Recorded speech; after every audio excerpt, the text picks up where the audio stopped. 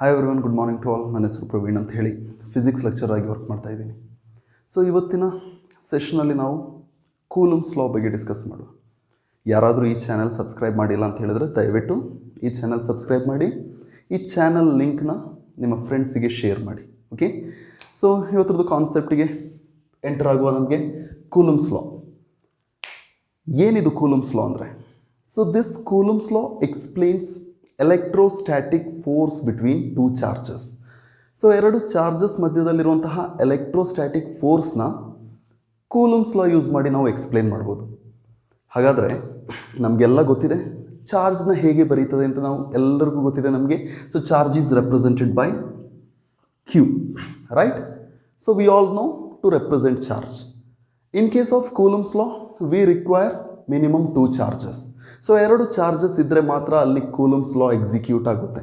ಯಾಕೆ ಅಂತ ಹೇಳಿದ್ರೆ ನಮ್ಗೆ ಗೊತ್ತಿದೆ, so charges repel each other or charges attract each other.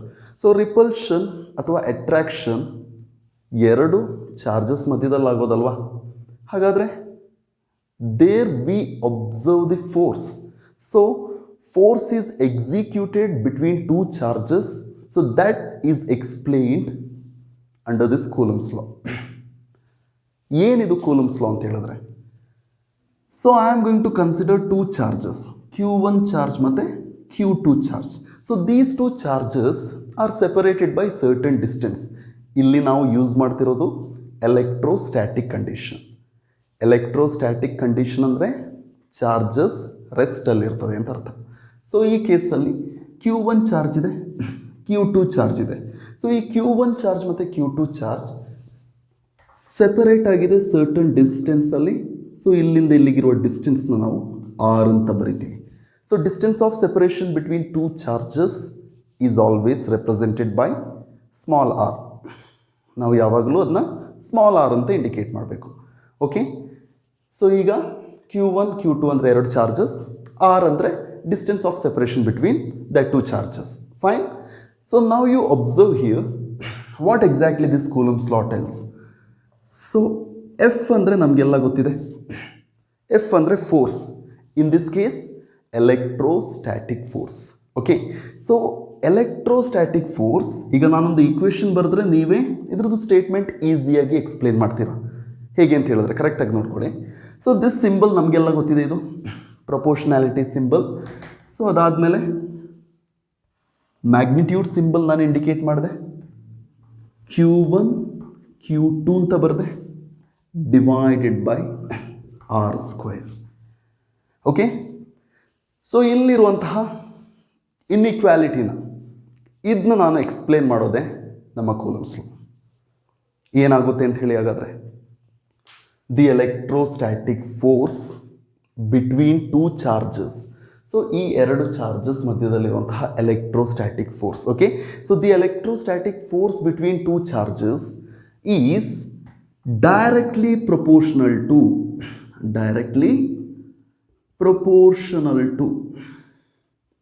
So ಈ ಸಿಂಬಲ್ ಅಂದರೆ directly proportional to. Okay, directly proportional to product of magnitude of 2 charges, product of magnitude of 2 charges and divided by ಇದ್ದರೆ ನಾವು ಅದನ್ನ inversely proportional ಅಂತ ಕರಿತೀವಿ. Okay, so the electrostatic force between 2 charges is directly proportional to product of magnitude of 2 charges and inversely proportional to square of distance between them. So ಎರಡು charges ಮಧ್ಯದಲ್ಲಿರುವ distance ಸ್ಕ್ವೇರ್ಗೆ inversely proportional ಆಗಿರ್ತದೆ. ಇದೇ ನಮ್ಮ Coulomb's law. Okay, so ಹಾಗಾದರೆ statement ಹೇಗೆ ಬರಿಬೋದು ನಾವು?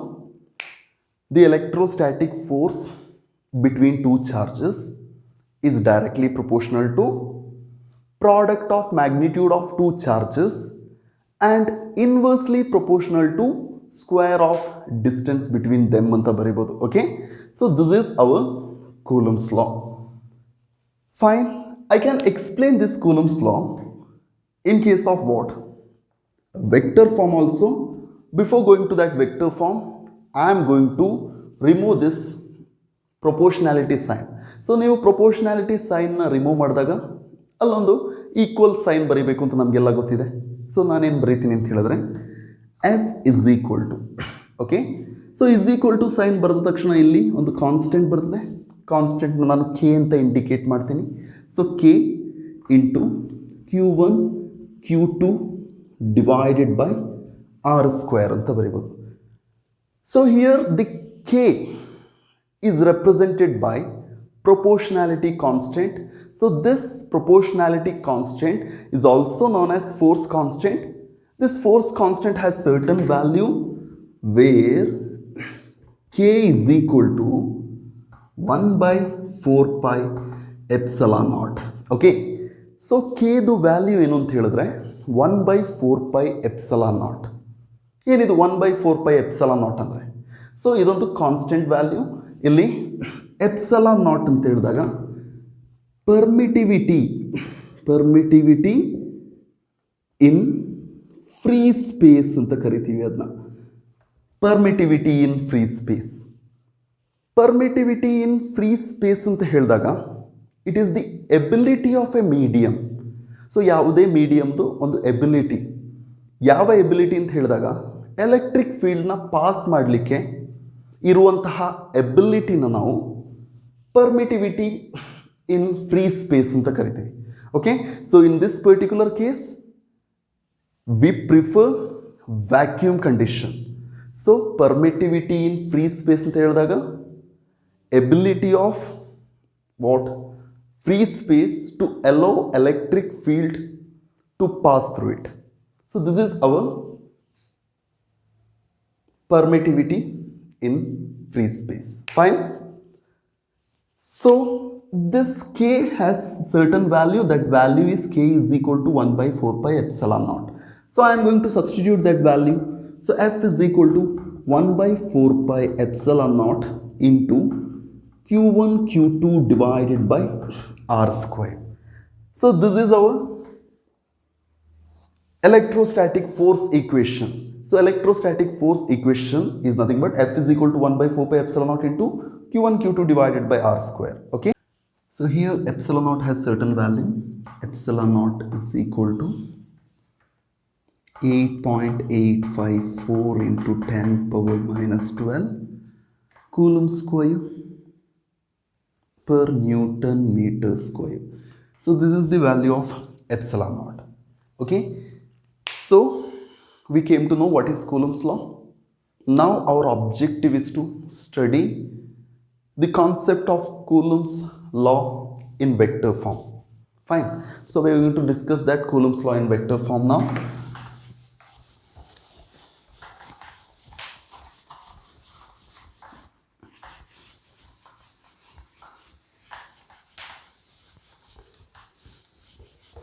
Coulomb's law in vector form. Okay, so scalars and vector chapter ನಾವೆಲ್ಲ ಡಿಸ್ಕಸ್ ಮಾಡಿದ್ವಿ ಕ್ಲಾಸ್ 11th ಅಲ್ಲಿ motion in a plane chapter ಅಲ್ಲಿ ಸ್ಕೇಲಾರ್ಸ್ ಆ್ಯಂಡ್ ವೆಕ್ಟರ್ ಕಾನ್ಸೆಪ್ಟ್ನ ಡಿಸ್ಕಸ್ ಮಾಡಿದ್ವಿ. ಓಕೆ, ಸೊ ಇವತ್ತು ನಾವು ವೆಕ್ಟರ್ ಫಾರ್ಮಲ್ಲಿ ಕೂಲಮ್ಸ್ ಲಾನ ಬರೀತೀವಿ. ಸೊ ಹಾಗಾದರೆ we all know vector means the physical quantity having both magnitude and direction. So ನಾನಿಲ್ಲಿ ಡೈರೆಕ್ಷನ್ನ ಇಂಡಿಕೇಟ್ ಮಾಡಬೇಕಾಗುತ್ತೆ. ಸೊ ಡೈರೆಕ್ಷನ್ನ ಇಂಡಿಕೇಟ್ ಮಾಡಬೇಕಿಲ್ಲಿ. ಸೊ ಎರಡು ಚಾರ್ಜಸ್ನ ರೆಪ್ರೆಸೆಂಟ್ ಮಾಡಬೇಕು. ಸೊ ಆ ಕಾನ್ಸೆಪ್ಟ್ನ ನಾವು ವೆಕ್ಟರ್ಸಲ್ಲಿ ಎಕ್ಸ್ಪ್ಲೈನ್ ಮಾಡ್ಬೋದು. ಹೇಗೆ ಅಂತ ಹೇಳಿದ್ರೆ ಕರೆಕ್ಟಾಗಿ ಫೋಕಸ್ ಮಾಡ್ಕೊಳ್ಳಿ. I am going to indicate a 2 dimensional diagram. Okay, so ಇದು ಎಕ್ಸ್ ಆ್ಯಕ್ಸಿಸ್ ಅಂತ ತಗೊಳ್ಳುವ, ಇದು ವೈ ಆ್ಯಕ್ಸಿಸ್ ಅಂತ ತಗೊಳ್ಳುವ. ಎರಡು ಚಾರ್ಜಸ್ನ ಇಂಡಿಕೇಟ್ ಮಾಡ್ತೀನಿ ಒಂದು ಪ್ಲೇನಲ್ಲಿ. So I am going to represent that charge as, ಇಲ್ಲೊಂದು ಚಾರ್ಜ್ ಇಂಡಿಕೇಟ್ ಮಾಡಿದೆ Q1, ಇಲ್ಲಿ ಇನ್ನೊಂದು ಚಾರ್ಜ್ ಇಂಡಿಕೇಟ್ ಮಾಡ್ತೀನಿ Q2. Okay, so I indicated 2 charges Q1 and Q2. Next ಏನು ಮಾಡ್ತೀನಿ ಅಂತ ಹೇಳಿದ್ರೆ I am going to draw position vector from origin. The vector drawn from origin is considered as position vector. ಇಲ್ಲಿ ಎರಡು charges ಇದೆಯಲ್ವಾ, ಹಾಗಾದರೆ ನಾನು ಎಷ್ಟು ಪೊಸಿಷನ್ ವೆಕ್ಟರ್ನ ಇಂಡಿಕೇಟ್ ಮಾಡಬೇಕಾಗುತ್ತೆ ಇಲ್ಲಿ? Yes, I am going to indicate 2 position vectors. So ಇಲ್ಲಿ ನಾನೊಂದು ಪೊಸಿಷನ್ ವೆಕ್ಟರ್ನ ರೆಪ್ರೆಸೆಂಟ್ ಮಾಡ್ತೀನಿ. ಆರಿಜಿನಿಂದ Q1ಗೆ ಒಂದು ಪೊಸಿಷನ್ ವೆಕ್ಟರ್, ಆರಿಜಿನಿಂದ Q2ಗೆ ಇನ್ನೊಂದು ಪೊಸಿಷನ್ ವೆಕ್ಟರ್ನ ಇಂಡಿಕೇಟ್ ಮಾಡಿದೆ. ಈ ಪೊಸಿಷನ್ ವೆಕ್ಟರ್ನ ನಾನು R1 ವೆಕ್ಟರ್, R2 ವೆಕ್ಟರ್ ಅಂತ ರೆಪ್ರೆಸೆಂಟ್ ಮಾಡಿದೆ. Okay, so my objective is to explain Coulomb's law. ನಮಗೆಲ್ಲ ಗೊತ್ತಿದೆ, Coulomb's law always execute between 2 charges. ಹಾಗಾದರೆ ಇಲ್ಲಿ Q1 ಚಾರ್ಜ್ ಇದೆ, ಇಲ್ಲಿ Q2 ಚಾರ್ಜ್ ಇದೆ. ಕೂಲಮ್ಸ್ ಲಾ ಎಕ್ಸ್ಪ್ಲೇನ್ ಮಾಡಬೇಕು ಅಂತ ಹೇಳಿದ್ರೆ ಇಲ್ಲಿಂದ ಇಲ್ಲಿಗಿರುವಂತಹ ಡಿಸ್ಟೆನ್ಸ್ನ ಐಡೆಂಟಿಫೈ ಮಾಡಬೇಕಾಗುತ್ತಲ್ವ. If you indicate direction then it becomes R21 vector. So ಇದನ್ನ ನಾನು R21 ವೆಕ್ಟರ್ ಅಂತ ಕರಿತೀನಿ. R21 vector means what?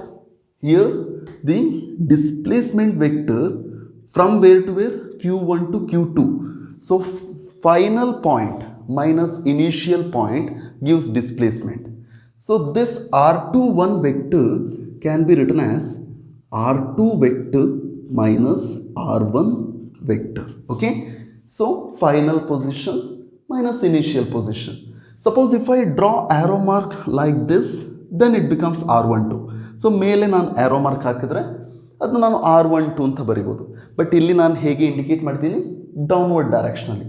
Finally that vector is reaching this point Q2, this point, which means that's represented by R21. Getting the concept? Yes? Okay. So now you observe this one. We all know in between 2 charges they execute electrostatic force. I don't know whether there is attractive force or repulsive force.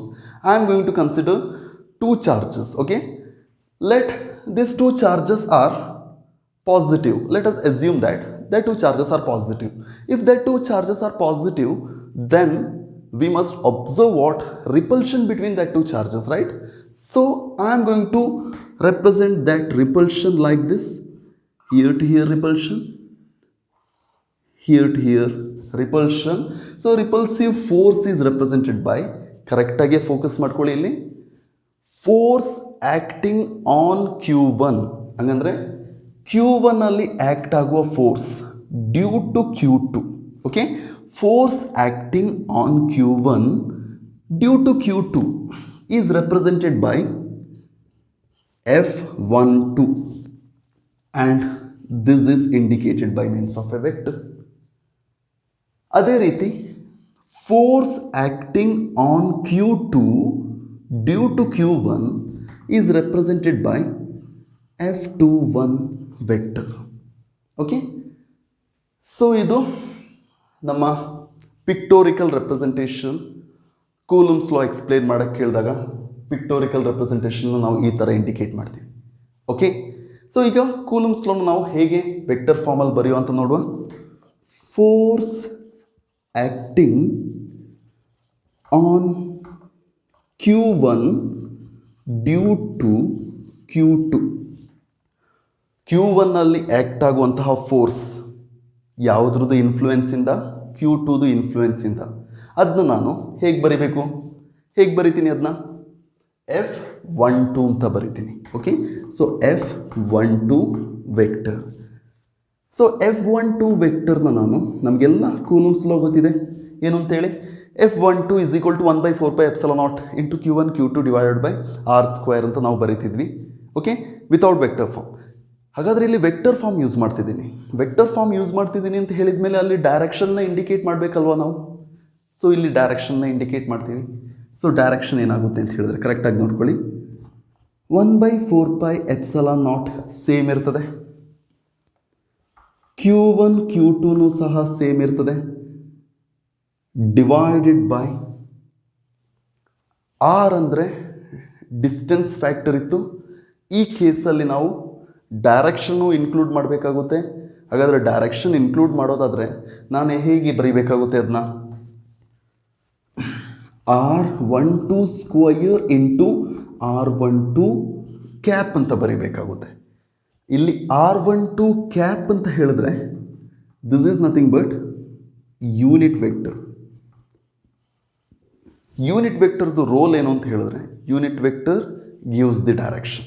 So ಡೈರೆಕ್ಷನ್ನ indicate ಮಾಡೋಕ್ಕೋಸ್ಕರ ನಾವು ಈ unit ವೆಕ್ಟರ್ನ represent ಮಾಡ್ತೀವಿ. So F12 is equal to 1/4 epsilon naught Q1 Q2 divided by R12 square into R12 cap. ಇದು ನಮ್ಮ force acting on Q1 due to Q2. ಅದೇ ರೀತಿ force acting on Q2 due to Q1 ಏನು ಬರಿಬೋದು ನಾವು ಅದನ್ನ? Force acting on Q2 due to Q1 ಅದನ್ನ ನಾವು F21 ಅಂತ ಬರಿಬೋದಲ್ವಾ? So force acting on Q2 due to Q1 is F21 vector. ಈ F21 ವೆಕ್ಟರ್ಗೆ ಏನು ಫಾರ್ಮುಲಾ ಬರಿಬೋದು? ಅಲ್ಲಿ ಎಲ್ಲೆಲ್ಲ ನಾವು 1 2 1 2 ಇಂಡಿಕೇಟ್ ಮಾಡಿದ್ವೋ ಅಲ್ಲೆಲ್ಲ 2 1 2 1 ಅಂತ ರೆಪ್ರೆಸೆಂಟ್ ಮಾಡಿದ್ರೆ ಏನಾಗುತ್ತೆ? ಡೈರೆಕ್ಷನ್ ಚೇಂಜ್ ಆಗುತ್ತೆ.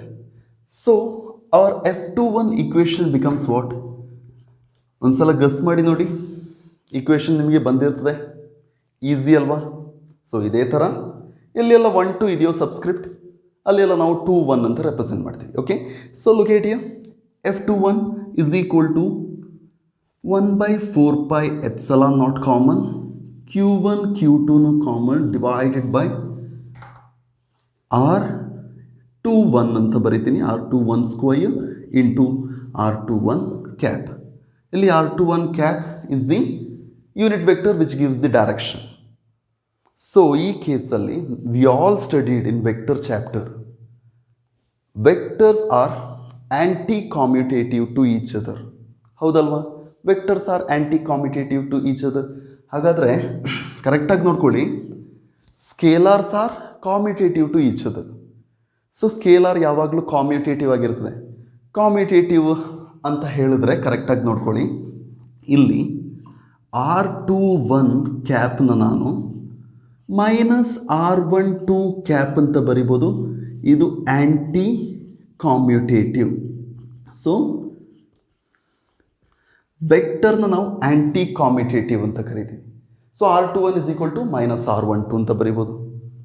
ಹಾಗಾದರೆ ಸ್ಕೇಲಾರ್ನ ನಾನು ತಗೊಂಡ್ರೆ ಸೊ ಇಲ್ಲಿ ಸ್ಕೇಲಾರ್, ಇದು ಸ್ಕೇಲಾರ್ ಆಗಿದೆ. ಸೊ ಸ್ಕೇಲಾರ್ ಅಂದರೆ R21ನ ನಾನು R12 ಅಂತ ಬರಿಬೋದು.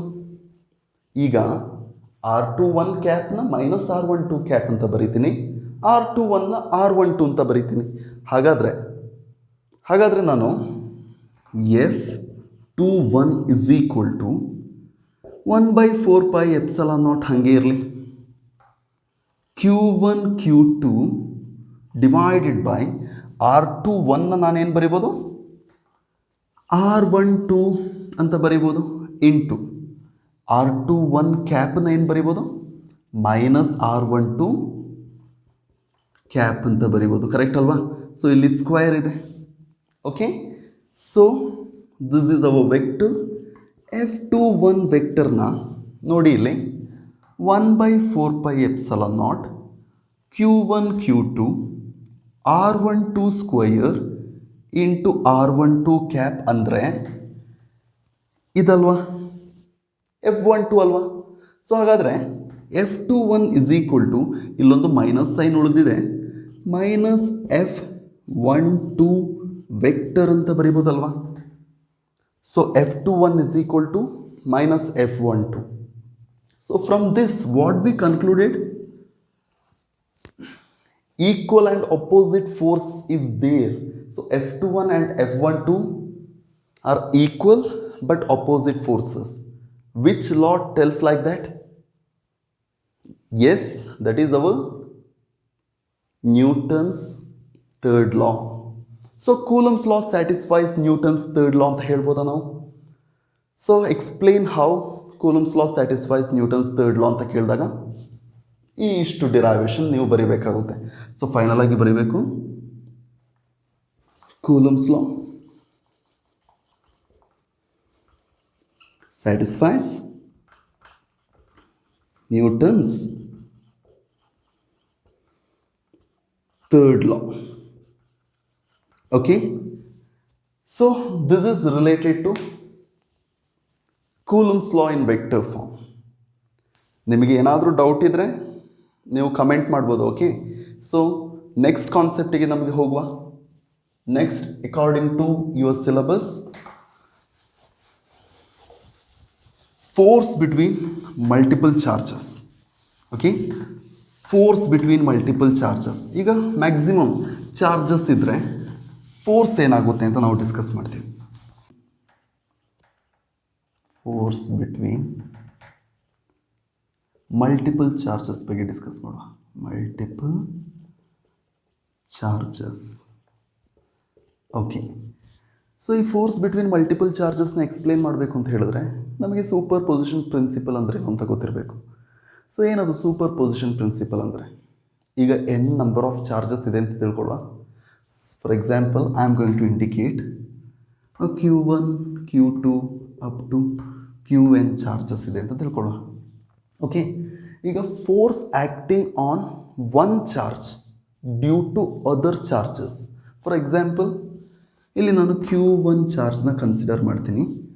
ಈ Q1 ಚಾರ್ಜಲ್ಲಿ ಆ್ಯಕ್ಟ್ ಆಗುವಂತಹ force due to other charges. So other charges ಯಾವುದೆಲ್ಲ ಇದೆ? Q2 ಇದೆ, Q3 ಇದೆ, so up to Qn charges ಇದೆ. Force acting on Q1, okay, one charge due to other charges is always equal to vector sum of force acting on that charge due to other charges. ಇದೇ ನಮ್ಮ super position principal. So ಏನು ಹೇಳ್ತದೆ super position principle? Force acting on one charge due to other charges is equal to vector sum of force acting on that charge due to other charges. So simple ಆಗಿ ಹೇಳೋದಾದ್ರೆ ಏನು? So total force acting on that charge is equal to sum of individual forces acting on that particular charge. ಇಷ್ಟೇ ಇರೋದು. ಇದೇ ನಮ್ಮ super position principal. So ಹಾಗಾದರೆ super position principal ಅಂದರೆ ಏನು ಅಂತ ಗೊತ್ತಾಗಿದೆ. ಸೂಪರ್ ಪೊಸಿಷನ್ ಪ್ರಿನ್ಸಿಪಲ್ ಗೊತ್ತಾದರೆ ನಮಗೆ ಈಸಿಯಾಗಿ ಈ ಫೋರ್ಸ್ದು ಡಿರೈವೇಷನ್ ಮಾಡ್ಬೋದು. ಓಕೆ, ಫೋರ್ಸ್ ಬಿಟ್ವೀನ್ ಮಲ್ಟಿಪಲ್ ಚಾರ್ಜಸ್ನ ಮಾಡ್ಬೋದು. ಸೊ ನಾನೇನು ಮಾಡ್ತೀನಿ ಅಂತ ಹೇಳಿದ್ರೆ ಮಲ್ಟಿಪಲ್ ಚಾರ್ಜಸ್ನ ಇಂಡಿಕೇಟ್ ಮಾಡ್ತೀನಿ. ಸೊ ಇಲ್ಲಿ 3 ಚಾರ್ಜಸ್ನ ತಗೊಂಡೆ. First 3 charges ತಗೊಳ್ಳುವ. 3 ಚಾರ್ಜಸ್ನ ತಗೊಂಡೆ. ಸೊ ಈ ಚಾರ್ಜ್ಗೆ ನಾನು Q1 ಅಂತ ಬರೀತೀನಿ. ಇದು Q2 ಚಾರ್ಜ್, ಇದು Q3 ಚಾರ್ಜ್. ಓಕೆ, ಈಗ force acting on Q1 due to Q3ನ ಏನು ಬರೀಬೋದು ನಾವು? ಇದ್ರ ಮಧ್ಯದಲ್ಲಿ ಸರ್ಟನ್ ಡಿಸ್ಟೆನ್ಸ್ ಇದೆ, ಇಲ್ಲೂ ಸರ್ಟನ್ ಡಿಸ್ಟೆನ್ಸ್ ಇದೆ. ಇಲ್ಲಿರುವ ಡಿಸ್ಟೆನ್ಸ್ನ ನಾನು R13 ಅಂತ ಬರೀತೀನಿ. ಇಲ್ಲಿರುವ ಡಿಸ್ಟೆನ್ಸ್ನ ನಾನು R12 ಅಂತ ಬರೀತೀನಿ. ಓಕೆ, ಸೊ ಈ ಕೇಸಲ್ಲಿ R13 ವೆಕ್ಟರ್, R12 ವೆಕ್ಟರ್ ಅಂತ ಇಂಡಿಕೇಟ್ ಮಾಡ್ಬೋದು ನಾವು. So force acting on Q1 due to Q3 ಅಂದರೆ ಆ ಫೋರ್ಸ್ದು ಡೈರೆಕ್ಷನ್ ಈ ಡೈರೆಕ್ಷನಲ್ಲಿ ಹೋಗುತ್ತೆ, ಕರೆಕ್ಟ್ ಅಲ್ವಾ? So along this direction. So ಇದನ್ನ ನಾನು F13 ವೆಕ್ಟರ್ ಅಂತ ಬರೀಬೋದು. ಏಕೆ? Force acting on Q1 due to Q3. ಹಾಗಾದರೆ force acting on Q1 due to Q2ನ ಏನು ಬರೀಬೋದು ನಾನು? ಏನು ಬರೀಬೋದು ಅದನ್ನ? F12 vector. Force acting on Q1 due to Q2. So ಈಗ 2 ವೆಕ್ಟರ್ ಸಿಕ್ತು. ಹಾಗಾದರೆ ಅದರದ್ದು ರಿಸಲ್ಟೆಂಟ್ ವೆಕ್ಟರ್ ಡಯಾಗ್ನಲಿ ಆ್ಯಕ್ಟ್ ಆಗುತ್ತೆ ಅಂತ ನಾವು ಪ್ಯಾರಲೋಗ್ರಾಮ್ ಮೆಥಡ್ ಆಫ್ ವೆಕ್ಟರ್ ಎಡಿಷನಲ್ಲಿ ಕಲ್ತಿದ್ವಿ. ಹಾಗಾದರೆ ಇದರದ್ದು ರಿಸಲ್ಟೆಂಟ್ ವೆಕ್ಟರ್ ಇಲ್ಲಿ ಹೋಗುತ್ತಲ್ವ? ರಿಸಲ್ಟೆಂಟ್ ವೆಕ್ಟರ್ನ ನಾನು F ವೆಕ್ಟರ್ ಅಂತ ಬರೀಬೋದು. ಸೊ ಇದನ್ನ ನಾನು ಜಾಯಿನ್ ಮಾಡಿದಾಗ ನನಗೊಂದು ಪ್ಯಾರಲೋಗ್ರಾಮ್ ಸಿಗುತ್ತೆ. Parallelogram law of vector addition ನಾವೆಲ್ಲ ಫಸ್ಟ್ ಇಯರಲ್ಲಿ ಕಲ್ತಿದ್ವಿ. ಸೊ ಈಗ ನಮ್ಗೆ ಗೊತ್ತಾಗಿದೆ F12 ಅಂದರೆ ಏನು ಅಂತ ಗೊತ್ತಿದೆ, F2 ಒನ್ ಅಂದರೆ ಏನು ಅಂತ ಗೊತ್ತಿದೆ, F12 ಗೊತ್ತಿದೆ, ಅಲಾಂಗ್ ವಿತ್ ದ್ಯಾಟ್ F13 ಗೊತ್ತಿದೆ. ಓಕೆ, F13 ಗೊತ್ತಿದೆ. So according to super position principle ಏನು ಬರೀಬೋದು ನಾನು, total force is equal to sum of individual forces ಅಂತ ಬರಿಬೋದಲ್ವ. ಹಾಗಾದರೆ F is equal to F12 plus F13 ಅಂತ ಬರಿಬೋದು, ಕರೆಕ್ಟ್ ತಾನೆ. So force acting on Q1 due to Q2ನ ಏನು ಅಂತ ಬರಿಬೋದು, F12 ಅಂತ ಬರಿಬೋದು, ಕರೆಕ್ಟ್ ಅಲ್ವಾ. ಸೊ ಸ್ವಲ್ಪ ಇಂಕ್ ಹಾಕ್ಬಿಡುವ ನಮಗೆ. Okay, 1 minute. F12 ಅಂತ ಬರಿಬೋದು. So force acting on Q1 due to Q2 is F12. So F12ದು ಫಾರ್ಮುಲಾ ನಮಗೆಲ್ಲ ಗೊತ್ತಿದೆ. F12 is equal to 1/4 pi epsilon naught into Q1 Q2 divided by R12 square into R12 cap ಅಂತ ಬರೀಬೋದು. Equation number 1 ಅಂತ ಬರೀತೀನಿ ಇದನ್ನ. ಹಾಗಾದರೆ force acting on Q1 due to Q3 ಏನಾಗುತ್ತೆ ಅಂತ ಹೇಳಿ. ಸೊ ಫೋರ್ಸ್ ಸೇಮ್ ವೇ ಬರಿಬೋದಲ್ವಾ, force acting on Q1 due to Q3 is F13 ಅಂತ ಬರಿಬೋದಾ, F13 vector. So F13 vector ಏನಾಗುತ್ತೆ, 1/4 pi epsilon naught, ಇಲ್ಲಿ ಸಬ್ಸ್ಕ್ರಿಪ್ಟ್ ಮಾತ್ರ ಚೇಂಜ್ ಆಗುತ್ತೆ. Okay, Q1 Q3 divided by R13 square into R13 cap ಅಲ್ವಾ. F13 ಅಂದರೆ ನಾನು Q1 ಮತ್ತು Q3ನ indicate ಮಾಡಬೇಕಾಗುತ್ತೆ. ಇದನ್ನ ಈಕ್ವೇಷನ್ ನಂಬರ್ 2 ಅಂತ ತಗೊಳ್ತೀನಿ. ಸೊ ಹಾಗಾದರೆ ಟೋಟಲ್ ಫೋರ್ಸ್ ಏನಾಗುತ್ತೆ, according to super position principle total ಫೋರ್ಸ್ನ ನಾನು F vector is equal to F12 vector plus F13 vector ಅಂತ ಬರೀಬೋದು. ಇದು 3 ಚಾರ್ಜಸ್ಸಿಗೆ ಬರೆಯೋದಾದರೆ ಈ ಥರ ಬರೀಬೋದು. ಸಪೋಸ್ ಅಲ್ಲಿ n ನಂಬರ್ ಆಫ್ ಚಾರ್ಜಸ್ ಇದ್ದರೆ, so suppose if there are n number of charges acting on Q1, then force on Q1 due to other charges ಏನಾಗ್ಬೋದು, other charges is equated as F is equal to ಏನು ಅಂತ ಬರೀಬೋದು ನಾವು, F vector is equal to F12 vector plus F13 vector plus F14 vector plus up to plus F1n vector ಅಂತ ಬರಿಬೋದಲ್ವಾ. S, ಈ ಥರ ಬರಿಬೋದು ನಾವು. ಸೊ ಹಾಗಾದರೆ F12 ಬರೆದ್ವಿ, F13, F14, F1n vector ಬರ್ತೀವಿ. ಸೊ ಇದನ್ನ ನಾನೇನು ಮಾಡ್ತೀನಿ ಅಂತ ಹೇಳಿದ್ರೆ, ಇದನ್ನ ನಾನು ಈಕ್ವೇಷನ್ ನಂಬರ್ 3 ಅಂತ ಕರಿತೀನಿ. ಓಕೆ, ಸೊ ಈಗ F12 ವ್ಯಾಲ್ಯೂ ಗೊತ್ತು, F13 ವ್ಯಾಲ್ಯೂ ಗೊತ್ತು, F14 ವ್ಯಾಲ್ಯೂನು ನಿಮಗೆ ಅಲ್ಲಿ ಫೋರ್ತ್ ಚಾರ್ಜ್ ಇದ್ದರೆ ಬರೆಯೋಕ್ಕೆ ಗೊತ್ತಿದೆ. ಸೊ ಈ ಕೇಸಲ್ಲಿ ಫೋರ್ಸ್ನ ನಾನು ಎಫ್ ಇಸ್ ಈಕ್ವಲ್ ಟು, ಈಗ ಎಕ್ಸ್ಪ್ಯಾಂಡ್ ಮಾಡಿ ಬರೆದ್ರೆ ಏನಾಗುತ್ತೆ ಅಂತೇಳಿ, 1/4 pi epsilon naught into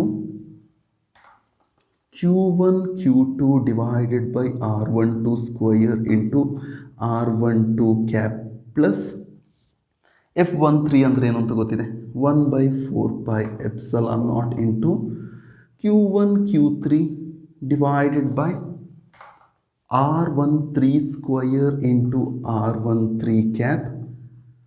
ಇಲ್ಲಿ ಬರೀತೀನಿ ನಾನು. ಓಕೆ, ಪ್ಲಸ್ ಇಲ್ಲಿ ಬರೀತೀನಿ 1/4 pi epsilon naught Q1 4 charge ಇದ್ದರೆ ನಾವು ಹೇಗೆ ಬರೀತೀವಿ, Q1 Q4 divided by R14 square into R14 cap plus up to plus 1/4 pi epsilon naught into n charges ಇದ್ದರೆ ಏನಾಗುತ್ತೆ, Q1 Qn divided by R1 n square into R1 n cap.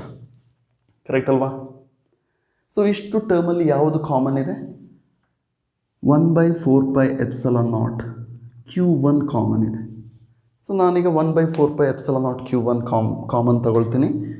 So I am going to rub this. Okay,